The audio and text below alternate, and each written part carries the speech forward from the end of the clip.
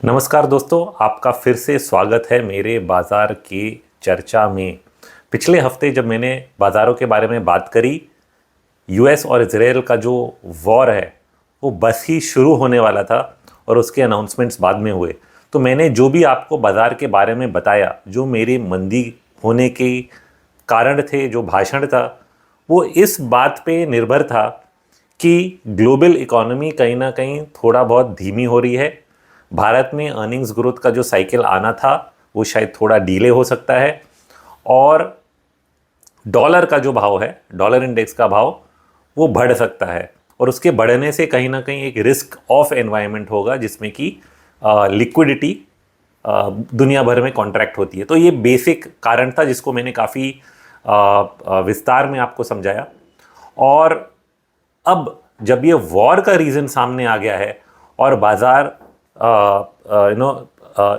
इस कारण से नीचे आ रहा है कि दुनिया के दो बड़े देश और उनके पीछे दुनिया का सबसे बड़ा देश साथ में लगा हुआ है इस कश्मकश में, तो इसका असर बाज़ारों पे जो नेगेटिव हो रहा है वो अब हमारे सामने आया है और इसको हम लोग को अलग तरह से डिस्काउंट करना पड़ेगा। तो मतलब दो चीज़ें हैं, एक है कि इकोनॉमिक इम्पैक्ट क्या हो सकता है और वहाँ पे क्या हो रहा है, और दूसरा है कि ईरान इजराइल का वॉर और यूएसए यूनाइटेड स्टेट्स इसमें जब घुस चुका है, इसका असर। इन दोनों को हमें डिस्काउंट करना है। पहले एक ही चीज़ थी, अब दो चीज़ें हैं। इसमें कुछ चीज़ें आसानी भी होती हैं और कुछ चीज़ें जो हैं वो मुश्किल भी हो जाती हैं, क्योंकि जब हम ऐसे दो कारणों को डिस्काउंट कर रहे हैं, अगर वॉर का कारण कहीं पे भी आगे पीछे होता है, क्योंकि वो बहुत ही न्यूज़ बेस्ड है, कल जाके अगर कहीं पे भी समझौता हो गया जो कि दिख नहीं रहा है, बट कुछ भी ऐसा कुछ न्यूज़ आता है कि यहाँ पे सीज़ फायर होगा, यहाँ पे ये रुक जाएगा, या यूएस ने किसी तरह से आगे बढ़ गया इस वॉर में, इस लड़ाई में, और इस लड़ाई में अगर वो आगे बढ़ गया तो हम लोग उसको किस तरह डिस्काउंट करेंगे। तो वो एक नियर टर्म पॉजिटिव डिस्काउंटिंग हो जाती है, और फिर उसके बाद हम लोग इकोनॉमिक इम्पैक्ट की बात करेंगे। बट कई कुछ ऐसे चीज़ें हुए हैं जिससे हम इसके बारे में कुछ समझ सकते हैं, वो मैं आपको बताता हूँ। और जो शुरुआत का कारण था और अब जाके जो हमारी स्थिति है भारत की, स्पेसिफिकली इस पूरे कश्मकश में, वो क्या होगी और उसका असर बाज़ारों पे क्या होगा, तो ये पूरी चीज़ समझने की कोशिश करते हैं। तो इसलिए मुझे एक करके जो हुआ है इस हफ्ते में, और जो पिछले हफ्ते जहाँ से मेरी बात शुरू हुई थी उसको लेके मैं आपको समझाऊंगा, तो आपको पूरी बात समझ में आएगी कि बाज़ार कहाँ जा रहे हैं, क्यों जा रहे हैं, और इससे हमें निकलने के लिए क्या करना पड़ेगा और कितने समय तक ये चल सकता है। कई चीज़ें हैं जिनके बारे में हमें जानने की ज़रूरत है। तो पिछले हफ्ते हुआ क्या था कि यूएस बाज़ारों में एक सेल ऑफ शुरू हुआ था पिछले फ्राइडे को, ईरान पे अटैक होने के पहले। ये सेल ऑफ यूएस के बाज़ारों में इसलिए हुआ था कि वहाँ का जो फाइनेंशियल सेक्टर है, इसको हम लोग प्राइवेट क्रेडिट मार्केट कहते हैं, आप इसको नॉन बैंकिंग फाइनेंशियल सेक्टर जैसा इंडिया में एनबीएफसी है उसके तरीके से मान सकते हैं। ये प्राइवेट क्रेडिट मार्केट में लोन्स दिए जाते हैं छोटे छोटे बिजनेसेस को, स्मॉल बिजनेस को। तो आप कह सकते हैं एमएसएमई इंडस्ट्री है, सॉफ्टवेयर इंडस्ट्री है, जहाँ पे भी धंधा हो रहा है उन इंडस्ट्रीज़ को पैसा दिया जाता है at higher rates of interest, थोड़ा रिस्क लेके, ताकि आप ज़्यादा रिटर्न कमा सकते हैं। ये पूरी एक इंडस्ट्री, और इसमें काफ़ी पैसा गया पिछले कुछ सालों में, ये सोचते हुए कि अच्छे रिटर्न मिलेंगे, लॉक्ड इन है और धंधे अच्छे कर रहे हैं, तो क्या डर। तो इस मार्केट में इतना पैसा जा चुके कि धीरे धीरे कहीं ना कहीं तकलीफ जैसे आने लगती है, क्योंकि लॉन्ग पीरियड, बहुत ही ज़्यादा समय से इंटरेस्ट रेट का दर जो है वो कम नहीं हो रहा था, और इकोनॉमिक एक्टिविटी कुछ सेक्शंस में कम हुई है। कुछ एआई रिलेटेड ट्रेड्स हैं जो अनवाइंड हुए, क्योंकि इसके लिए हम लोग देख रहे हैं कि सॉफ्टवेयर सेक्टर में स्लोनेस आ गई। सॉफ्टवेयर प्रोफेशनल्स का हायरिंग जो है वो कहीं पर कहीं कम हो गया था, अब फिर से वो हायरिंग का ट्रेंड बढ़ने लगा है, बट अलग तरीके से। तो एक मैंने चार्ट देखा पिछले हफ्ते की, सॉफ्टवेयर प्रोफेशनल्स जो पहले हायरिंग के जॉब्स, जो जॉब पोस्टिंग्स होते हैं वो कम हो गए थे, वो फिर से बढ़ने क्यों लगे। वो इसलिए बढ़ने लगे कि जो बड़ी सॉफ्टवेयर कंपनियां हैं वो लोगों को कम कर रही हैं, क्योंकि उनको लग रहा है कि हम लोग 100 लोगों का काम अब 60 लोगों में भी कर सकते हैं, तो ऊपर के 30-40% लोग हमें नहीं चाहिए, ये 60 लोग भी एआई सीख के ज़्यादा हमें एफिशिएंसी दे सकते हैं। दूसरी तरफ सामने जो दूसरी बड़ी बड़ी कंपनियां हैं उनको लग रहा है कि भाई हम लोग अपना जब अगर सॉफ्टवेयर डेवलपमेंट फटाफट कराना चाहते हैं, अच्छे क्वालिटी का और उसमें एआई के भी टूल्स डाल दें, हमारे धंधे के हिसाब से एक एआई के टूल्स बनाएं, उनके लिए उनको प्रोफेशनल्स चाहिए। तो एक नया लाइन ऑफ बिजनेस शुरू हो गया कि इंडिविजुअल बिजनेसेस को एआई रिलेटेड या अपग्रेडेड जो कि सॉफ्टवेयर प्रोफेशनल्स को अपने आप को अपग्रेड करना पड़ेगा, उनको हायरिंग के लिए वापस पोस्ट्स आने लगे। तो जो प्रोफेशनल्स एक जगह पे सॉफ्टवेयर इंडस्ट्री में जॉब उनकी छूट रही है, वो अगर अपने आप को एआई रिलेटेड अपग्रेड करते हैं तो उनके लिए प्राइवेट सेक्टर में जॉब की ओपनिंग्स खुल रही हैं। तो ऐसा एक ट्रेंड आया which is a good sign at least industry के लिए, जॉब्स पॉइंट ऑफ व्यू से। बट सॉफ्टवेयर इंडस्ट्री ऑफकोर्स धीमी हो रही थी और इसलिए वहाँ पे जो स्लो डाउन आया, अर्निंग्स में स्लो डाउन आया, वो डिस्काउंट होने लगा। कहीं ना कहीं एम्प्लॉयमेंट ओवरऑल यूएस इकोनॉमी में इस फ्राइडे इनफैक्ट डेटा भी आया था कि नंबर ऑफ जॉब्स जो है वो कहीं ना कहीं कम हुए, न्यू हायरिंग्स कम हुए, और वो चीज़ बाजार डिस्काउंट करने की कोशिश कर रहा था। तो ये इकोनॉमिक जो स्लोनेस है, इसको हम लोग नज़र में रख रहे थे कि कहीं ना कहीं इसका असर बाजार पे होगा। और इसका बाजार पे जैसे जैसे असर हुआ, तो जो प्राइवेट क्रेडिट मार्केट है, जिन्होंने स्मॉल बिजनेसेस को लोन्स दिए थे, इनमें कहीं ना कहीं छोटे मोटे कुछ डिफ़ॉल्ट्स हुए। अभी ये शुरुआत ही है, लोग सोच रहे कि मार्केट बहुत बड़ा हो गया है। एक डिफ़ॉल्ट पिछले हफ्ते हुआ, तो जो बैंकिंग स्टॉक्स थे लास्ट फ्राइडे को 6% डाउन था यूएस का बैंकिंग इंडेक्स। लग रहा था मंडे को अब इसी चीज़ से बात शुरू होगी, बैंकिंग सेक्टर पिटेगा, स्लोनेस आएगा और हम लोग उसके हिसाब से इंडियन मार्केट को भी डिस्काउंट करेंगे। हुआ क्या? लड़ाई। और इस लड़ाई को डिस्काउंट करने में फिर बाजार का रुख थोड़ा बहुत बदला। मंडे ट्यूसडे को तो हमारी होली की छुट्टी थी, Monday Tuesday US markets open थे, वहाँ पे गिरे। वेडनेसडे तक हम लोग वॉर को डिस्काउंट कर रहे थे। फिर आया थोड़ा बहुत होप, कहीं ना कहीं यूएस ने कम्युनिकेशंस किए कि हम लोग लड़ाई हमारे सामने हम संभाल पा रहे हैं, हम उनके ईरान के जो स्काईज़ हैं उनको ले लेंगे, ऐसी कुछ बातें उन्होंने करी। तो थोड़ा बहुत उछाल आया भाव में, बट एक दिन से ज़्यादा भारत में नहीं रह पाया और यूएस में भी शायद 2 दिन से ज़्यादा उछाल आ नहीं पाया। उसके बाद ये समझ में आया और खुद डोनाल्ड ट्रंप ने कमेंट किया कि ये लड़ाई जो है शायद 1 हफ्ते में ना ख़त्म हो, 3 से 4 हफ्ते भी लग सकते हैं। और यहाँ ही मामला बिगड़ने लगता है। देखिए, जैसे भी आप बोलते हैं कि एक लड़ाई जो है, एक तो है कि आप इसको जीत के निकलेंगे। जब तक ये साफ नहीं नज़र आता है कि आप जीत रहे हैं, तब तक बाजार प्रेशर में रहता है, क्योंकि एक अनसर्टेनिटी कि जीतेगा कौन, हारेगा कौन, या आप बिना जीते ही वहाँ से निकल जाओगे, क्योंकि ये लड़ाई बहुत लंबी चल रही है। और लड़ाई जितनी लंबी चलेगी उतना आपका खर्चा होने वाला है। मतलब आपके जो खर्चे दूसरे जगह हो सकते थे वो लड़ाई में होंगे। श्योर, आप उस लड़ाई के झगड़े को जीडीपी दिखा सकते हो, बट ओवरऑल जो कंपनियों का धंधा है वो घट जाता है, अर्निंग्स प्रेशर में आ जाते हैं। और यहाँ पे जहाँ पे तेल का मामला भी इसमें घुस गया है, क्योंकि ईरान एक बहुत बड़ा तेल का प्रोड्यूसर है। ईरान ने भी कोशिश करी कि कहीं ना कहीं सऊदी अरेबिया पे थोड़े बहुत अटैक्स करे। अब इन्होंने बोला है कि हम अटैक और नहीं करेंगे, बट वहाँ का प्रोडक्शन भी फिर भी घट गया है। सऊदी के कई देश जो है उन्होंने बोला अभी हम लोग प्रोडक्शन वापस बढ़ा नहीं सकते। तो एक तेल की शॉर्टेज आ गई। उस तेल के शॉर्टेज को कवर करने के लिए कहीं ना कहीं रशिया को अलाउ किया जा रहा है कि हाँ भाई, आप अपना तेल, सैंक्शंस हम लोग टेम्पररी हटा देते हैं, आप अपना तेल दुनिया के बाज़ार में बेच सकते हैं। भारत को तो अनुमति दे ही दी गई है कि आप अपना तेल दुनिया में, एटलीस्ट भारत को तो बेच ही सकते हैं। तो वो अनुमति पहले दे दी। दुनिया भर में बेचने की 2 दिन पहले बात हो रही थी, मैंने फाइनल चेक नहीं किया कि अभी तक वो अनुमति मिले ही कि नहीं, बट लग रहा है कि कहीं ना कहीं वो भी हो जाएगा, क्योंकि तेल का भाव अगर बहुत ज़्यादा बढ़ता है तो उससे एक इनडायरेक्ट इन्फ्लेशनरी इम्पैक्ट आता है सब पे। बट एवरी वॉर जो हमने अभी तक देखा है, जितने भी वॉर्स हुए, चाहे वो डेजर्ट स्टॉर्म था 1990 का, गल्फ वॉर था, उसमें भी ऑयल स्पाइक आया फिर वापस घट गया। 2012 या 13 साल मुझे एग्जैक्ट नहीं याद है, वहाँ पे लिबिया की झगड़ा हुई थी, लिबिया को लेके, वहाँ पे भी तेल का भाव $90 के ऊपर तक चला गया था, फिर वहाँ से नीचे आ गया। तो तेल का भाव टेम्पररी एलिवेटेड हो जाता है, it is a temporary problem, but temporary based on कि ये लड़ाई झगड़ा टेम्पररी रहेगा, 6 महीने नहीं चलेगा, 1 महीना 2 महीने सुलट गया, वापस तेल का भाव नीचे आ गया।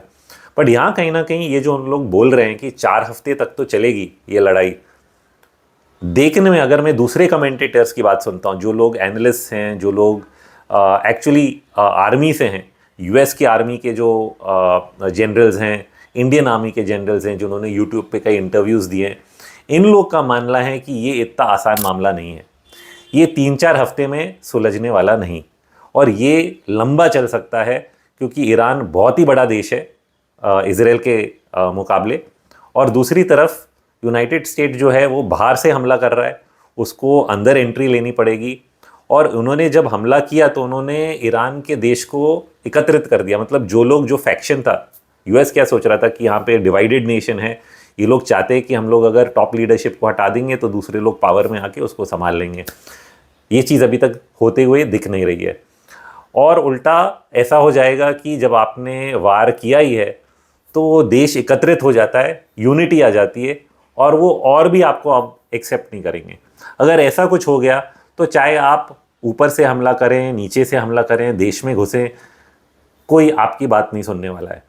ऐसा ही जैसे कि वियतनाम में हुआ, आप चाहे अंदर ग्राउंड लेवल पे भी अंदर जाएं, आप पे हमला अंदर ही अंदर होता ही जाएगा। आप उस देश को अपने कंट्रोल में नहीं ले पाएंगे, है ना। तो अगर ऐसा कुछ हुआ तो फिर ये मामला कहीं ना कहीं बिगड़ा ही रहेगा और सुधरने नहीं वाला है। यूएस को ये कॉल लेना पड़ेगा आखिर में कि हम जो इतना खर्चा कर रहे हैं हमें करना है कि नहीं। हमारा ऑलरेडी डेट लेवल बहुत ज़्यादा है, हमें क्या इस देश में इस लड़ाई में 1 महीने से ज़्यादा खर्चा करना है कि नहीं।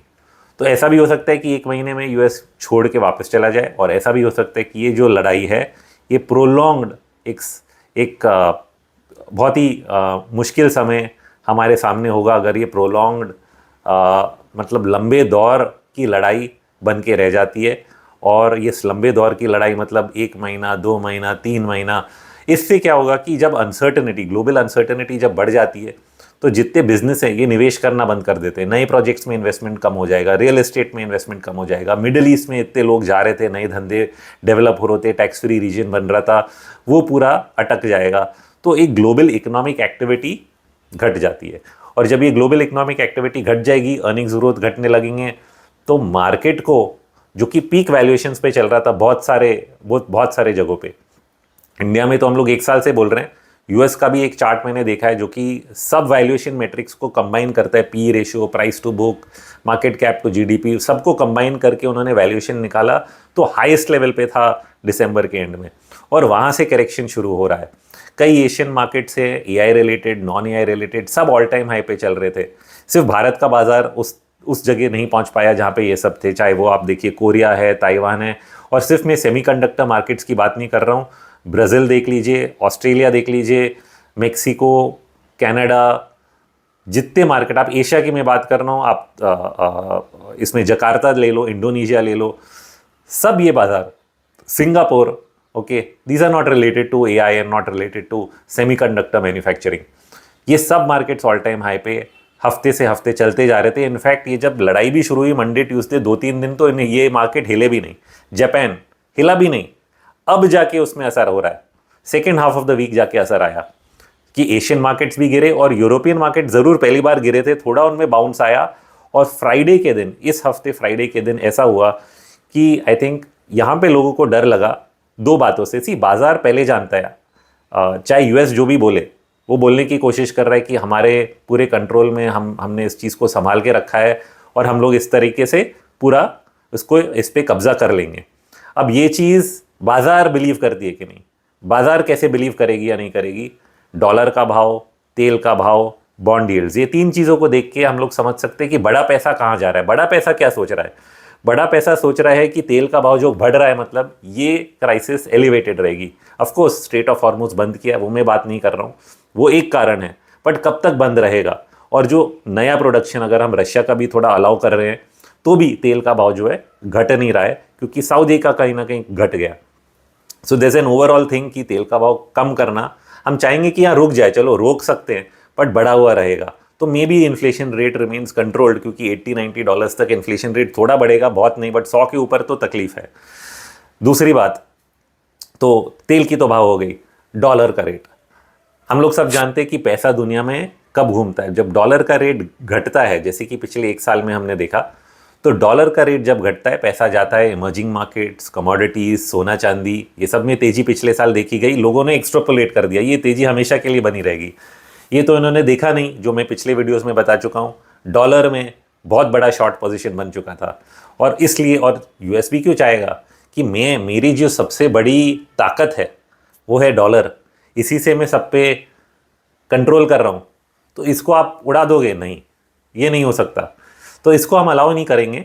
इनफैक्ट मैंने ये भी बताया कि ये जो पूरे झगड़े हैं, चाहे वो इंडियन ट्रेड डील को लेके है या ईरान को लेके है, इंडियन ट्रेड डील भी इसलिए क्योंकि हम लोग रशिया से तेल जो है वो पहले रुपये के भाव से लेना चाहते थे, डॉलर नहीं देना चाहते थे, और फिर वो रुपया भी अगर नहीं ले पाए तो हमने युआन और दूसरे कुछ करेंसीज के मिक्स में रशिया को पे किया है। तो ये चीज़ यूएस को कैसे हजम होगी? इनफैक्ट यही कारण था सद्दाम हुसैन पे अटैक करने का इराक में, जब गल्फ वॉर पहले बार हुआ था। कहना है कि सद्दाम हुसैन भी नॉन डॉलर करेंसी में अपना तेल बेचना चाहते थे, और इल्ज़ाम लगाया गया है उसको कि आपके पास न्यूक्लियर वेपन्स है, जो कि कुछ मिले नहीं। अब ईरान में भी आप देखेंगे कि ऐसी कुछ बातें हो रही है कि ईरान बात कर रहा है एक न्यूक्लियर प्रोग्राम की, उसका कोई बहुत बड़ा न्यूक्लियर प्रोग्राम बन नहीं पाया होगा क्योंकि they may not have the technology, but ये बात वो कर रहा है, उस बात पे उस पर वार किया जा रहा है। बट सत्य तो ये है कि ईरान का 80-90% ट्रेड नॉन डॉलर में होता है, ओके, डॉलर करेंसी में नहीं होता है, युआन में होता है, रशियन रूबल्स में होता है, सऊदी एईडीएम्स में भी होता है, कई दूसरे करेंसीज में होता है, बट डॉलर में नहीं होता है। तो ये भी तकलीफदेही है। साल के शुरुआत में भी जब टैरिफ्स लगाए यूएस ने बहुत ही साफ साफ बोला, भाई ब्रिक नेशंस आप लोग बात तो ज़रूर कर रहे हो, हमारी करेंसी ये वो, आपने अगर अपनी करेंसी बनाने की कोशिश करी 100% टैरिफ सब पे लगेगा। ये तो मैं झूठ नहीं बोल रहा हूँ, ये तो सत्य बात ट्रंप के मुंह से हमने सुनी है। और तब भी हम ये नहीं जान पा रहे हैं कि वो चाहता क्या है। वो चाहता है कि वो डॉलर का भाव ना घटे। ऑफकोर्स वो इंटरेस्ट रेट कम करना चाहता है, और लोग जब इस बात को सुनते कहते हैं इंटरेस्ट रेट कम करना मतलब डॉलर का भाव घटेगा, but he doesn't want a weak dollar. See, dollar का भाव तो ऐसे भी घटता है, आप जब ओवर टाइम मनी प्रिंट करते रहते हो, यूएस भी प्रिंट कर रहा है, इंडिया भी प्रिंट कर रहा है, रशिया भी प्रिंट कर रहा है, यूरोप भी प्रिंट कर रहा है, पैसे तो सब लोग प्रिंट कर रहे हैं, सबकी करेंसी वीक होती है, तो वो अलग बात है। बट करेंसी का रेट जो ट्रेडिंग है, ओके, जो करेंसी का दर है, उसको आप घटाना नहीं चाहते हो। आप ये नहीं चाहते कि वो गिर जाए और लोग सोचे कि ये करेंसी खत्म हो गई, नहीं। तो उस चीज़ को नहीं होना दिया जाएगा। और इसलिए जब सोना चांदी में इतनी बड़ी तेजी हुई डी डॉलराइजेशन को लेके, तो ये ज़रूर होना था कि यूएस इस चीज़ पे रिटेलिएट करता। कैसे करता ये हमने नहीं देखा था। एक था हमारे साथ ट्रेड डील में उसने रिटेलिएट किया कि नहीं, आपको ट्रेड डील नहीं मिलेगी, आप रशिया से तेल नहीं खरीदोगे क्योंकि डॉलर में नहीं खरीदा आपने। और फिर वही चीज़ अब ईरान पे लागू हो रही है कि ईरान अपना डॉलर में नहीं बेच रहा है तेल। तो अब वो वॉर हुआ, डॉलर का रेट बढ़ने लगा। उसका बॉटम करीब आई थिंक 26 या 27 ऑफ जनवरी पे डॉलर का रेट बॉटम हुआ, और वहाँ से ऊपर ही ऊपर जा रहा है। आई थिंक ये लॉन्ग टर्म अप ट्रेंड है, ऐसा नहीं है कि शॉर्ट टर्म में कट जाएगा। इनफैक्ट मेरा एक्सपेक्टेशन डॉलर पे तब से था जब वॉर भी नहीं हुआ था। अब वॉर का तो रीज़न आ गया। मैं तो सोच रहा था सिर्फ इकोनॉमिक रीज़न से जब एक रिस्क ऑफ आता है दुनिया में तो डॉलर का रेट बढ़ता है, जब दुनिया भर के मार्केट्स करेक्ट करेंगे। अब लड़ाई का जो मामला सामने आया उसके बेसिस पे डॉलर बढ़ रहा है। सी, कारण कुछ भी हो, डॉलर का रेट बढ़ना और यूएस का बॉन्ड मार्केट का बढ़ना, जो कि हमने फरवरी के पहले 3 हफ्तों में देखा, ये तब होता है जब पैसा पूरी दुनिया से निकल के यूएस बाजार में जाता है। Okay, so you remove money from everywhere else and take it back to US and buy US bonds. It is called a risk off trade. ये रिस्क ऑफ ट्रेड सबसे पहले बाजारों में दिखने लगा फरवरी के फर्स्ट 2-3 वीक्स में, और इसलिए मैं फरवरी के शुरुआत से ही सबको कह रहा था एक हेज तो लेके रखो। अगर आपको पोर्टफोलियो नहीं बेचना है, दिसंबर 2026 का हेज ले लो, पूरे साल का हेज आपका हो गया। फिर क्या होगा आगे जाके हमें नहीं पता। तो वो चीज़ क्योंकि बाजार के इन इंडिकेटर्स में डॉलर और बॉन्ड मार्केट में दिख रहा था, इसलिए मैंने वो व्यू लिया।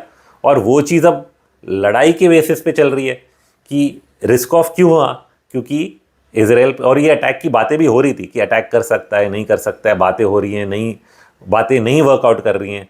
तो अटैक का रिस्क था, और कुछ लोगों ने वो पैसा ऑलरेडी विड्रॉ करके अपना हेजिंग कर लिया।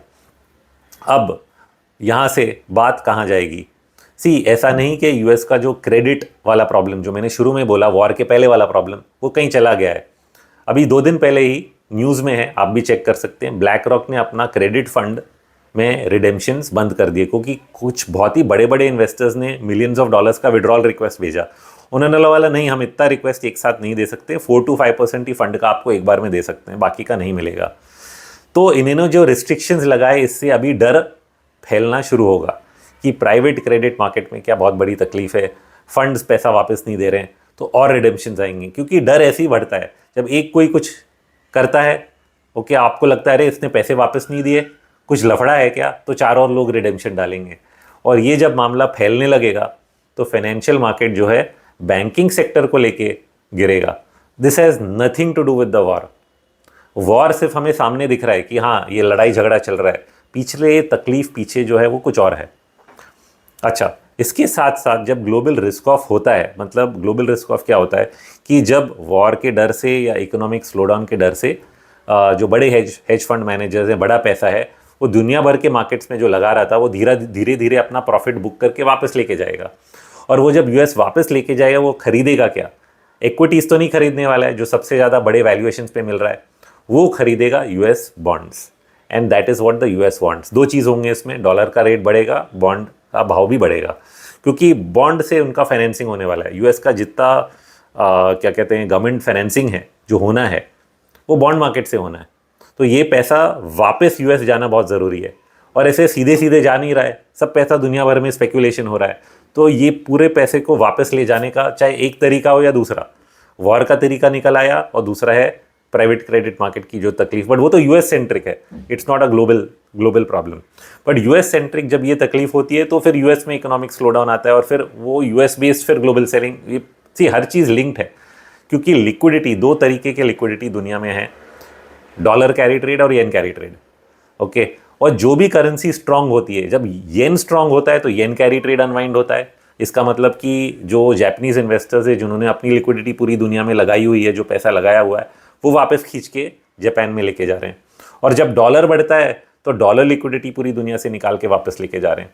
इन दोनों केसेस में पैसा दुनिया से निकलता है और उनके बॉन्ड मार्केट्स में वापस जाता है। पहले ऐसी बात थी कि यूएस जापानीज़ की बॉन्ड डील्स इतने कम थे, कोई उनको पैसा वापस ले जाने का कोई इंसेंटिव ही नहीं था, लेके जाके करें क्या। अब जापानीज़ की बॉन्ड डील्स कुछ ना कुछ थोड़ा तो बढ़ी हैं, ओके, ओवर 2.5% के ऊपर तो चली गई हैं, तो कुछ तो उनको यील्ड मिलेगा पैसों पे अगर वो वापस लेके गए। ऑफकोर्स यूएस से कम है, यूएस में यील्ड्स 4% के आसपास हैं अभी भी, but this is the basic game. अगर आपको रिस्क लगता है बाज़ारों में तो पैसा जो है वापस जाना लगता है। अगर आप कभी देखें कि डॉलर का रेट भी बढ़ रहा है और येन का रेट भी बढ़ रहा है तो बहुत ही ख़राब सिनेरियो है, क्योंकि सब कैरी ट्रेड्स अनवाइंड हो रहे हैं। आज की तारीख में हमें सिर्फ डॉलर का रेट बढ़ते हुए दिख रहा है। येन का ट्रेड शायद तब बढ़ेगा जब जापानीज सेंट्रल बैंक अपने फॉलिंग येन को कंट्रोल और इन्फ्लेशन को कंट्रोल करने के लिए किसी ना किसी दिन, एक ना एक दिन ये होना है, आज नहीं तो कल या 1 महीने बाद, 2 महीने बाद, मुझे नहीं पता कब, उसको अपना इंटरेस्ट रेट का दर जोर से एक बार जोर से बढ़ाना पड़ेगा, और वहाँ से फिर वो येन भी स्ट्रांग होने लगेगा। So then you will have an environment जहाँ येन भी स्ट्रांग हो रहा है, डॉलर भी स्ट्रांग हो रहा है, और दुनिया की लिक्विडिटी जो है वो जहाँ से आई थी वहीं वापस जा रही है। और लिक्विडिटी क्रंच जब आता है तब बाज़ारों पे बहुत नेगेटिव इफेक्ट होता है। अब इंडिया में क्या लिक्विडिटी का क्रंच आ रहा है? आरबीआई क्या कर रही है? 2 लाख करोड़ रुपए का ओएमओस कर चुकी है पिछले आरबीआई दिसंबर के आरबीआई मीटिंग से अनाउंसमेंट करने के बाद। आई थिंक आज मैंने कहीं तो नोटिस पढ़ा 50,000 करोड़ मोर ओएमओस, मतलब बॉन्ड मार्केट बाइंग, ओके। वो बॉन्ड्स खरीदती है बाजार में आके ताकि लिक्विडिटी को इंक्रीज करे। तो मार्च में 2 तारीख उन्होंने दिए हैं जिन पे फिर से ये बॉन्ड बाइंग की जाएगी। तो there is some kind of a liquidity crunch Indian बाज़ार में भी, जो कि ओएमओस कर करके आरबीआई उसको प्रोवाइड कर रही है। अब ये लिक्विडिटी क्रंच क्यों आ रही है? कुछ हद तक करेंसी मैनेजमेंट है, क्योंकि हमारी करेंसी जो है वो जब डॉलर का रेट बढ़ रहा है तो USD INR, right, USD is dollar versus rupee, dollar का रेट बढ़ रहा है तो रुपी घट रहा है उसके सामने। अब उसको ज़्यादा ना घटे इसलिए थोड़ा बहुत आरबीआई डॉलर बेचती है। तो जब आरबीआई डॉलर बेचती है तो रुपया जो है बाजार में से निकल के आरबीआई के पास जाता है।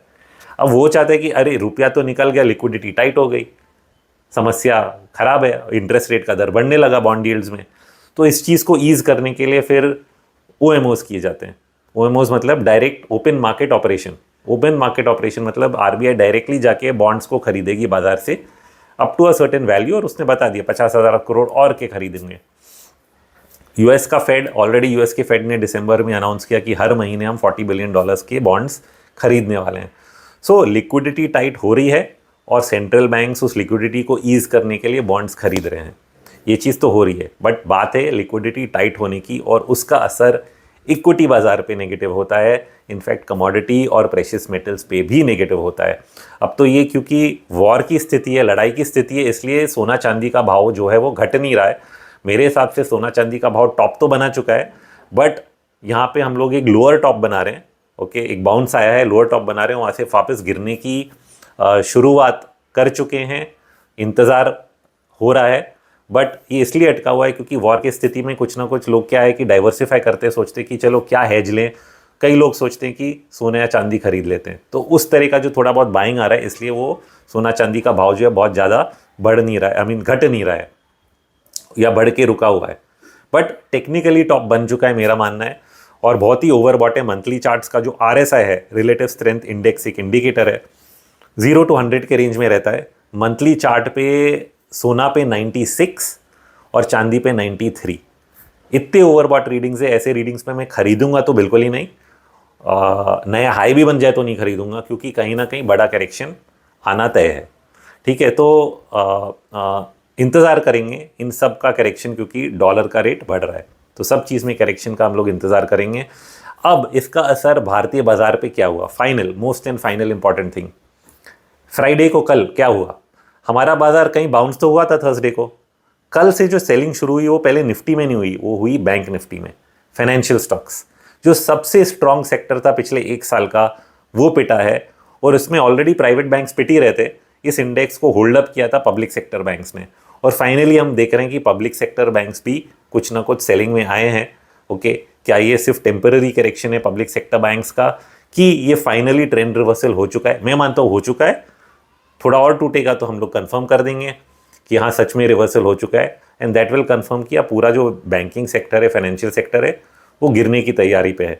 अगर मैं सिर्फ बैंक इंडेक्स देखूं, उसमें तो यही दिख रहा है। बैंकिंग का जो मैं आज वीकली एनालिसिस लिखता हूँ, जिन लोगों ने नहीं पढ़ा है, इंडिया चार्ट्स पे जो रिसर्च सर्विसेज है हमारे, तो संडे को मैं एक वीकली अपडेट डालता हूँ। उसमें बैंकिंग का जो वीकली मोमेंटम इंडिकेटर है वो सेल में आ चुका है। ओके, और कई 2-3 हफ्ते से सेल में है, और उसके जो उसने शायद 20 वीक एवरेज भी तोड़ दिया इस हफ्ते। तो नीचे तक जाने की संभावना है, उसके नीचे के लेवल्स जो आने हैं वो तय हो चुके हैं। इस हफ्ते के क्लोजिंग से वो तय हो चुके हैं कि नीचे के और भी लेवल्स जो हैं वो आए नहीं हैं, और इस हफ्ते शायद जो ड्रैग आएगा बाजार पे ग्लोबली भी, क्योंकि जैसे मैंने बताया ब्लैक रॉक ने अपना प्राइवेट क्रेडिट फंड में पैसा वापस देना लिमिट कर दिया, तो यूएस में भी बैंकिंग और फाइनेंशियल सेक्टर पे प्रेशर आएगा, और वो जब आता है तो दुनिया भर के बैंकिंग और फाइनेंशियल सेक्टर, क्योंकि ये जनरल एसेट एलोकेशन है, फाइनेंशियल सेक्टर पे प्रेशर आएगा। तो अगली गिरावट भारतीय बाजार में बैंकिंग और फाइनेंशियल सेक्टर्स को भी लेके आ सकती है, जबकि वीकेस्ट सेक्टर्स 2 ही हैं या 3 में बोल सकता हूँ। जो सबसे वीकेस्ट सेक्टर्स पिछले साल के रहे हैं और अभी भी हैं, IT, रियल एस्टेट और FMCG। These are the weakest, they are already falling. इसमें कोई ज़्यादा बाउंस की संभावना कमी है, एक्सेप्ट IT में, क्योंकि IT काफ़ी गिर चुका है एक बार में। मीडियम टू लॉन्ग टर्म अभी भी मेरे हिसाब से गिरेगा, बट शॉर्ट टर्म में इंतज़ार करें कि थोड़ा तो IT में बाउंस आए, उसके बाद ही बेचें। तो IT शायद एक बहुत ही शॉर्ट टर्म, जो 4-5 दिन के बारे में लोग सोचते हैं, पॉसिबल है कि एक बाउंस आए। इनफैक्ट फ्राइडे को US के बाजार नीचे थे, वहाँ पे सॉफ्टवेयर स्टॉक्स ऊपर थे, विप्रो का ADR भी 5% ऊपर था। सो कहीं ना कहीं एक IT सेक्टर में शॉर्ट टर्म बाउंस आएगा, बट मेरा मानना है कि फिर से वहाँ बिकवाली देखी जाएगी इवेंचुअली। तो इमीडिएटली वो एक सेक्टर है जहाँ पे शायद बहुत ही शॉर्ट टर्म ऊपर हम लोग देखें, but these will remain the weakest sectors. Real estate already weak है, गिर ही रहा है, FMCG भी वीक है, गिर ही रहा है। फाइनेंशियल सेक्टर की शुरुआत हुई है, और मेटल्स में अभी भी हम लोग नहीं देख रहे हैं। Even though dollar is going up, metals में सेलिंग नहीं आ रहा है। इसलिए नहीं आ रहा है क्योंकि जब वॉर होता है, हम लोग सोचते हैं कि वॉर में क्या चीज़ चाहिए होगी, डिफेंस स्पेंडिंग, मतलब हमें नए डिफेंस इक्विपमेंट बनाने हैं और उसमें हमें माल लगेगा, और वो माल जो है मेटल्स, इसलिए मेटल्स का डिमांड और मेटल के प्राइसेस जो हैं वो बहुत ज़्यादा घट नहीं रहे। न्यू हाइस तो बनना बंद हो गया है, बट घट भी नहीं रहे, क्योंकि जनरली एनवायरनमेंट ये है कि इनका डिमांड बना रहेगा। बट अगर बाज़ार बहुत ज़्यादा गिरता है तो कहीं ना कहीं मेटल स्टॉक्स पे भी प्रेशर आएगा, और जैसे वो प्रेशर स्क्रीन पे दिखता है, भाव में दिखता है, वहाँ पे फिर उसमें भी बेचने के इंडिकेशंस आ जाएंगे। क्योंकि बाजार सी prices don't always follow fundamental logic. कभी कभी लिक्विडिटी का लॉजिक आता है कि बाजार ही इतना वीक हो जाता है कि सब कुछ गिर जाता है। तो वो भी मन में रखना चाहिए कि जस्ट बिकॉज हमें लग रहा है कि नहीं मेटल में डिमांड होगा वो बचेगा। डिफेंसिव सेक्टर सिर्फ एक ही दो होते हैं, इस बार एफएमसीजी नहीं है। तो है कौन सा डिफेंसिव सेक्टर? आई थिंक दो सेक्टर हैं जहाँ पे अपॉर्चुनिटीज़ बन सकती हैं। एक है ऑफकोर्स डिफेंस इटसेल्फ, डिफेंस की कंपनियां, सब नहीं बट कुछ डिफेंस की कंपनियां जिनमें शायद ऊपर का एक वेव बाकी है। निफ्टी डिफेंस इंडेक्स में ऑलरेडी ब्रेकआउट आ चुका है। मैंने जो देखा चार्ट आज सुबह में जब ट्रेनिंग दे रहा था हमारे मेंटरशिप प्रोग्राम में, तो उन्होंने सवाल पूछा और मैंने चार्ट चेक किया कि इंडिया डिफेंस इंडेक्स जो है, निफ्टी डिफेंस इंडेक्स, उसने ब्रेकआउट दिया है। तो ज़रूर ऐसा है कि निफ्टी डिफेंस इंडेक्स ऊपर जाएगा। सो दैट इज़ वन सेक्टर जो जीत सकता है ख़राब मार्केट में। मतलब ऐसा नहीं कि पूरा पैसा उसी में लगाना है। जस्ट अगर आप 80% आपका पोर्टफोलियो 10-20% आप इन्वेस्ट कर रहे हो तो किन जगहों पे लगाओगे? One could be defence, second could be pharma, क्योंकि दवाइयों की ज़रूरत हमें हमेशा पड़ेगी, इसलिए it is called a defensive sector. But इसमें एक दूसरा कारण है। डोनाल्ड ट्रंप ने जब टैरिफ्स की रिसेंटली बात करी, उसने बोला कि हमें सस्ती दवाइयाँ चाहिए। When he did the address the nation, right, जो उनका नेशनल एड्रेस होता है, उस एड्रेस में उन्होंने जब पार्लियामेंट में बोला, अपने पार्लियामेंट में यूएस में, तो उन्होंने बोला कि we need cheap drugs. But बात उतनी सुननी ज़रूरी है। सबसे सस्ते ड्रग कौन बनाता है? भारतीय कंपनियां, चाहे वो भारत में निवेश करें या उधर करें। बट भारतीय कंपनी को शायद अभी भी फ़ायदा होगा सस्ते ड्रग्स यूएस को देने में। तो जेनेरिक फार्मा कंपनियां जो हैं, जो इस तरह का काम करती हैं, ऐसी कंपनियों में आप देखिए फार्मा के कई स्टॉक्स जो हैं वो चल रहे हैं, घट नहीं रहे हैं, कई चल रहे हैं। तो जहाँ जहाँ वो ट्रेंड आपको दिखता है कि हाँ 2 वीक्स 3 वीक्स ट्रेंड जो पॉजिटिव है फार्मा स्टॉक्स में, उन फार्मा स्टॉक्स को कंसिडर करें। तो ये दो ही जगह हैं जो मैं सोच सकता हूँ शायद राइट नाउ की जहाँ पे कुछ इंटरेस्ट हो। एनर्जी एक ऑल्टरनेट सेक्टर है, but I don't want to bet on war, कि वॉर का इन्वेस्टमेंट, क्योंकि एनर्जी वॉर रिलेटेड अभी हो रहा है। नहीं तो रिन्यूएबल एनर्जी एनीवे एक लॉन्ग टर्म थीम है। अगर सस्ते में स्टॉक्स मिलते हैं तो ज़रूर उन पे देखें। अगर एक्सपेंसिव हैं, क्योंकि कई रिन्यूएबल स्टॉक्स जो हैं काफ़ी महंगे हो गए थे, उस चीज़ से थोड़ा केयरफुल रहना ज़रूरी है। तो but the easier call is I think one round in defence, at least 1 to 2 months के लिए, जब तक ये वॉर चल रहा है तब तक डिफेंस स्टॉक्स में एक ट्रेड बन सकता है। और फार्मा स्टॉक्स, क्योंकि जनरली फार्मा की आई थिंक बिजनेस एनवायरनमेंट अच्छा रहेगा। So this the only 2 things I can think of. But weak sectors बहुत हैं, फाइनेंशियल सेक्टर भी वीक होने लगा है, और ये मेन इंडिकेशन रहेगा यहाँ से आगे मंदी का दौर चलने के लिए। तो फाइनेंशियल सेक्टर से दूर रहें। इनफैक्ट दे में बी सेलिंग अपॉर्चुनिटीज़। जो लोग दोनों तरफ ट्रेड करते हैं, शॉर्ट ट्रेड्स के बहुत सारे अपॉर्चुनिटीज़ बनते हैं। हमने कई स्टॉक्स को अपने रिसर्च सर्विसेज में रेकमेंड भी किए थे शॉर्ट साइड पे फरवरी के महीने में, कईयों को बुक किया, और अभी फिर से हम लोग देख रहे हैं कि अच्छा आखिरी चीज़ छोड़ता हूँ, जो आंकड़ा है, ओके, तो बाजार ख़राब क्यों है और कितना ख़राब होगा और कितने समय तक, ये फाइनल क्वेश्चन होता है लोगों का, ओके। और इस चीज़ को कंटिन्यूसली ट्रैक करने के लिए फिर से मेरा रिक्वेस्ट है, लोगों को ज्वाइन करें हमारे साथ इंडिया चार्ट्स के रिसर्च में, so that I can give you daily updates, weekly updates. और जो मेरा by monthly long short report है, उसमें पूरा आपको एक पिक्चर मिलता है, जो मैंने जनवरी में ही लिखा था कि व्हेन बबल्स बर्स्ट क्या क्या हो सकता है। तो 24,600, अब ये बहुत ही इंपॉर्टेंट आंकड़ा है। कुछ लोग बोलते हैं कि 24,300, चलिए 600-300 जो भी आप पकड़िए, ये लेवल अगर टूटता है तो यहाँ के नीचे I call it a free fall zone. ये मैंने कल के वीडियो पे भी जो यूट्यूब पे और एक्स पे डाला है, अगर आप सोशल मीडिया पे हमें फॉलो करते हैं, ये मैंने डाला है कि free fall zone below 24,600। Okay, ये इसलिए है क्योंकि जो पिछले 2 बॉटम बने थे एक साल में, एक बना था जून जुलाई में, जब हमारा जब ट्रेड डील हुआ नहीं और बाजार नीचे आया था, फिर वापस दिसंबर में ऊपर गया, फिर जब बजट तक गिरा दोबारा एक बॉटम बना। इन दोनों बॉटम्स का मैं एक ट्रेंड लाइन बनाता हूँ, इसको हम लोग नेकलाइन बोलते हैं। नेकलाइन क्योंकि it is a large head and shoulders type top pattern, और इस नेकलाइन को वापस टूटने के लिए बाजार आ रहा है, तोड़ने के लिए आ रहा है, ठीक है। तो ट्रेड डील होने के बाद ऑल टाइम हाई वापस बाजार गया नहीं, राइट शोल्डर बनाया, नीचे नेकलाइन को तोड़ने आ रहा है, और जब नेकलाइन टूटता है तो उसका टारगेट बहुत नीचे आता है। That's why it's called a free fall zone. 24,600 वापस रीटेस्ट किया उसने थर्सडे को। अगर फॉल करके फिर से एक बार रीटेस्ट करता है, वो तो मैं आज नहीं बोल सकता हूँ कि होगा कि नहीं, वो फिर से बेचने का ही एक अपॉर्चुनिटी लोगों को मिलेगा कि 24,600 पे बेच दें।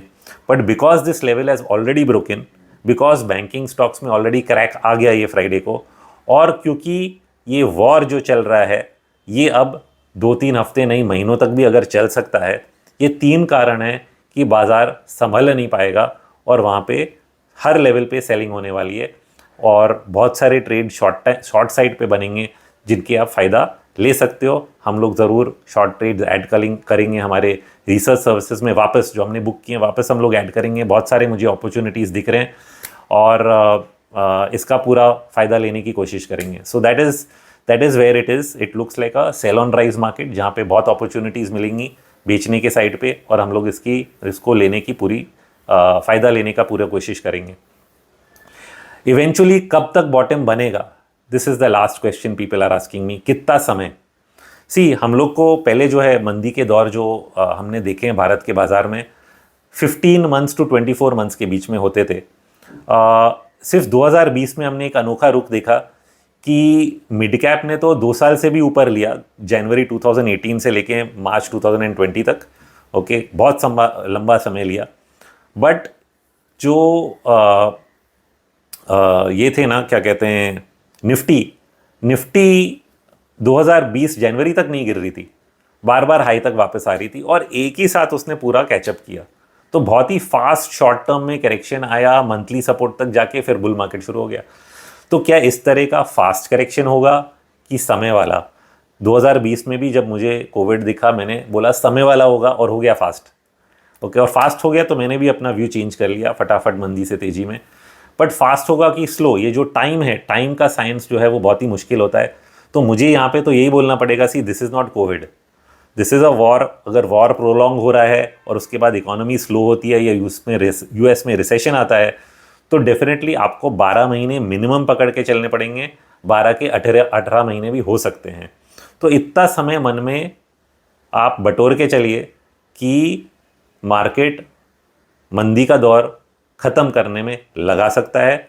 नीचे में कितना जाएगा, सब लोग मुझसे ये पूछ रहे हैं 19,000। देखिए, ये बात 19,000 की ये थी कि मैंने पूरे का एक 38% जो रिट्रेसमेंट है और कहीं ना कहीं जो 21,000 का बॉटम बना था इलेक्शन के टाइम, ये सोचा कि अगर मंदी का दौर थोड़ा बड़ा होता है तो वो लोग एक बार तोड़ेंगे तो उसके नीचे का एक लेवल दे दिया। ओके, तो लोग सोच रहे लेवल कैसे आया, कौन सा आंकड़ा लगाया, कौन सा कैलकुलेशन किया। बोलने का मतलब ये था कि जब आप इस तरह का लेवल देते हो, लोगों को सुचावनी दे रहे हो कि आप सतर्क रहें, चीज़ें खराब हो सकती हैं ज़रूरत से ज़्यादा। उस चीज़ के लिए मेंटली प्रिपेयर होने के लिए इस तरह का आंकड़ा दिया जाता है। आंकड़ा तो मैं कुछ भी दे सकता था, 19 बोलो, 18 बोलो, 15 बोलो। आप जितना ज़्यादा बोलोगे उतना ज़्यादा आपको मतलब लोग उस पर डिबेट करेंगे और फिर लोग सोचेंगे कि एग्जैक्टली आएगा तो ही सही है। ऐसा नहीं है।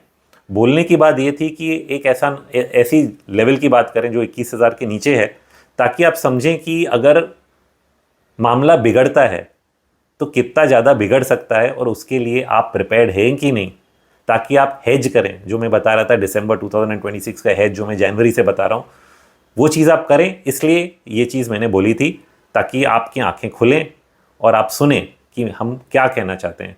अब मामला तो अलग कारणों से बिगड़ने लगा है, वो लेवल आए नहीं आए, आई थिंक बात तो सबके मन में पड़ गई है कि सामने तकलीफ दिख रही है और आपने अभी तक अगर हेज नहीं किया है, 25,000 के तो नीचे आ चुके हैं हम लोग, आपको 24,000 या किसी और लेवल का हेज लेना पड़ेगा। मैं आप डायरेक्टली वो एडवाइस क्या एक बार गिर जाता है तो हमें भी बोलना मुश्किल लगता है कि अभी अब बोल दूं और फिर कल गलत हो गया। Okay, but I think it is needed. अगर आप नहीं कर पाए हो, कुछ ना कुछ तो मेजर्स लेने ज़रूरी हैं। थोड़ा बहुत कैश लेवल, थोड़ा बहुत हेजिंग, कुछ आपको करना ज़रूरी है अपने हिसाब से, क्योंकि ऐसा लग नहीं रहा है देख के अभी भी कि मामला कहीं ना कहीं सुलझ गया हो और हम लोग आराम से कल से कह सकते हैं कि हाँ तेज़ी होगी। क्योंकि कई लोग आके यही बोल रहे हैं कल से तेज़ी है, कल से अभी देखिए ऑल टाइम आ जाएगा। I don't know. ये जो वॉर शुरू हुआ है पहली बार एक ऐसा वॉर है जिसका अंत किसी को साफ साफ नज़र नहीं आ रहा है। तो चलिए इन्हीं बातों से मैं आपको यहाँ पे छोड़ देता हूँ। काफ़ी कुछ बता दिया है, आप समझ भी गए होंगे कि action is the only thing that you can take and action is the only way you get and results. जो लोग एक्शन नहीं लेते हैं, सिंपल गीता की बात है कि आपने अगर कर्म नहीं किया, वही बात यहाँ पे भी बाजार में लागू होती है। एक्शन लीजिए, उसका रिजल्ट मिलेगा। जो बाजार आपको दिखा रहा है उस हिसाब से आप हमेशा बदल सकते हो, मंदी में रहना मेरा कोई शौक नहीं है, कल अच्छा लगेगा मैं भी बदलूंगा, बट ये मानना ज़रूरी है, एक्सेप्ट करना ज़रूरी है कि कुछ बिगड़ा है, कुछ गड़बड़ है और हमें अपने आप को संभाल के रखना है। तो इसी बात से मैं होप करूंगा आप लोग सब मेरे साथ जुड़े इंडिया चार्ट्स के रिसर्च पे। बाकी अगले वीडियो तक आप सब अपना ख्याल रखें, संभालिए अपने आप को और अपने पोर्टफोलियोज़ को सही तरीके से मैनेज करें। फिर से मिलते हैं। Thank you.